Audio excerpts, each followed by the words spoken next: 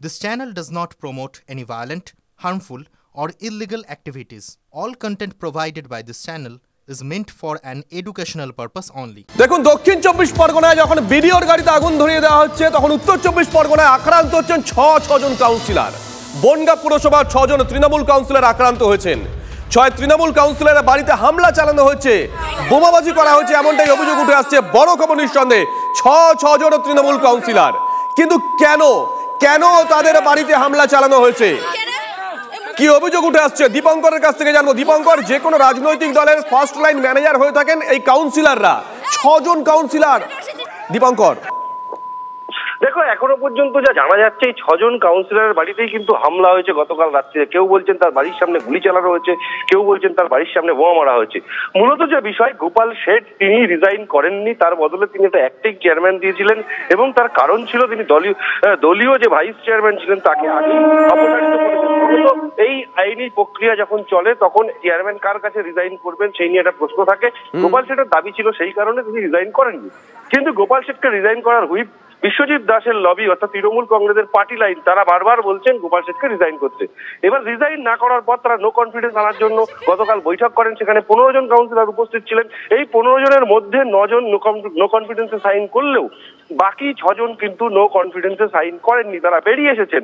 তারা বেরিয়ে এসে বক্তব্য দিয়েছেন তাদের মনে হচ্ছে এটা অন্যায় করা হচ্ছে, সেই কারণে তারা নো কনফিডেন্সে সাইন করেননি। এরপর রাত্রির বেলা এই প্রত্যেকটা কাউন্সিলরের বাড়ির সামনে যেভাবে হামলা চালানো হয়েছে তাতে কিন্তু স্বাভাবিকভাবেই ওই কাউন্সিলররা আতঙ্কগ্রস্ত হয়ে পড়েন। প্রত্যেকের বাড়ির সামনে দুষ্কৃতীরা আসে, কেউ মদের বোতল ছুড়ে মারে, কেউ লাঠি বোমা ছুড়ে মারে, কেউ গুলি চালানোর অভিযোগ, এই সমস্ত অভিযোগ রয়েছে। গোটা বিষয়টি বনগাঁ থানায় অভিযোগ করা হয়েছে, কিন্তু বনগাঁ থানার পুলিশ এখনো পর্যন্ত এই ঘটনায় কাউকে গ্রেপ্তার করতে পারেনি, এমনটাই আমরা জানতে পারছি। শুভজিৎ, মানে দীপঙ্কর, যদি এক কথায় বলতে হয় তাহলে গোষ্ঠী কন্দলে আক্রান্ত 6 জন তৃণমূল কাউন্সিলর বলা যেতে পারে।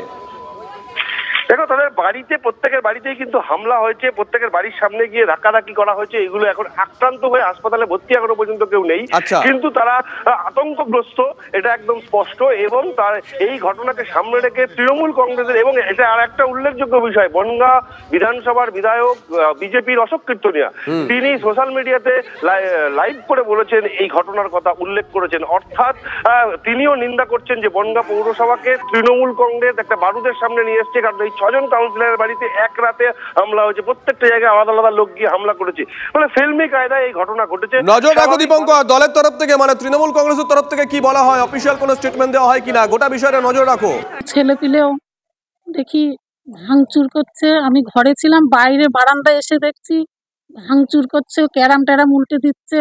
এখানে একটা পোস্ট ছিল, বসে থাকতে লোকজন দেখি সব উল্টে পাল্টে খিস্তি খেয়ে দিচ্ছে, গালি গালাজ।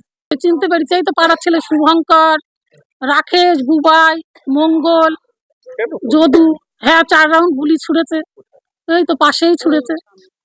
কালকে রাত্রে 9টার সময় সারা বনগাঁর সাথে সাথে আমার বাড়িতেও হামলা হয়েছে এবং অজস্র বাইরের ছেলে এসছে, সব মুখে কাপড় বাঁধা। এলাকার 5-7 জনকে চিনতে পেরেছি। পুলিশ এসেছিল, পুলিশের কাছে অভিযোগ করেছি।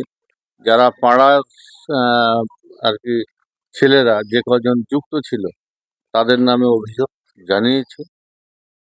না, আতঙ্ক বা ভয় লাগার কিছু নেই এখানে। আমরা কালকে যে সিদ্ধান্তটা নিয়েছি, হয়তো সেই সিদ্ধান্তটা ওনাদের মনোপুত হয়নি।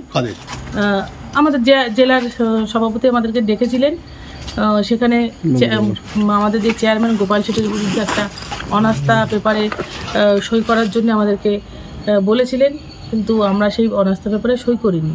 হয়তো তার পরিপ্রেক্ষিতেই এটা আমাদের বাড়ি কালকে রাত্রিবেলা যে ঘটনাটা ঘটেছে ওটার পরিপ্রেক্ষিতেই হয়তো এটা করেছে। আমাদের সেফ সিকিউরিটি নেই, আমরা ওয়ার্ডের মানুষকে কী করে সেফ সিকিউরিটি দেবো?